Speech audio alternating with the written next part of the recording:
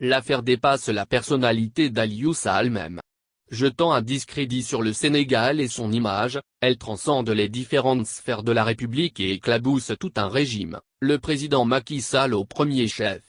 En menant avec brio une enquête à charge sur le gaz et le pétrole sénégalais, la chaîne britannique BBC fait exploser une bombe à fragmentation au cœur de la République, dans le bureau d'un président de la République atteint parce qu'épinglé pour compromission avec un membre de sa famille.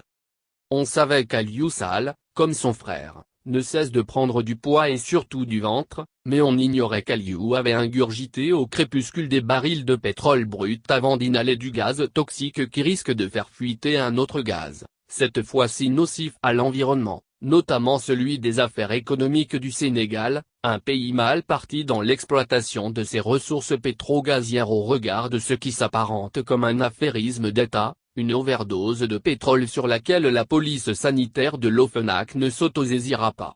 Depuis, ça pue le gaz, ça empeste le pétrole et la malédiction n'est jamais très loin, surtout lorsque le gouvernement, devenu un champion du démenti systématique même pour des faits avérés et documentés, brandit la menace sous fond de représailles diplomatiques pour atteindre un média libre et indépendant qui n'est pas à son service. Effarante, irréaliste.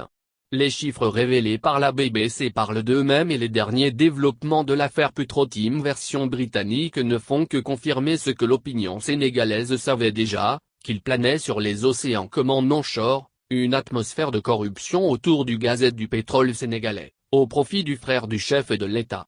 Le scandale Aliou Gaz, un secret de polichinelle aux dernières révélations pour le moins surréalistes, devait entraîner la destitution de Macky Sall pris en faute pour avoir entériné et s'être approprié une bêtise héritée de son prédécesseur, cadeau à Franck Timis. Faute lourde, impardonnable avec à la clé, des sommes d'argent qui dépassent l'entendement. Même la démission, qui n'est pas à l'ordre du jour selon les mis en cause, ne suffira pas à laver l'honneur sali d'Aliou et Macky. En nommant son frère à la tête de la CDC en septembre 2017, Macky Sall était bien conscient que ce dernier s'était compromis dans l'offshore sénégalais, qu'il s'y était noyé, accroché, dans sa plongée en eau trouble, par l'affairiste Franck Timis aux pratiques occultes. Le pétrole, le gaz, et cerise sur le millefeuille, la Caisse des dépôts et consignations, CDC, filait aussi à Aliou Sall, un nouveau gouffre à milliards. Cadeau d'un frère à un frère dont l'ombre n'est jamais très loin, là où il est question d'argent. Aliou Sall à côté de qui, Karim Wade et Khalifa Sall passeraient pour des amateurs. Démission ou pas, la lumière d'abord, ensuite le rapatriement des fonds supposés, doivent être les principales exigences des Sénégalais.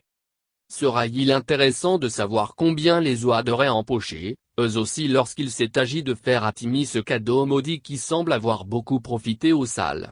Aurait-il au cœur ces ressources, le gaz et le pétrole du Sénégal qui n'appartiennent ni à Macky ni à Aliou Sall, mais au peuple sénégalais?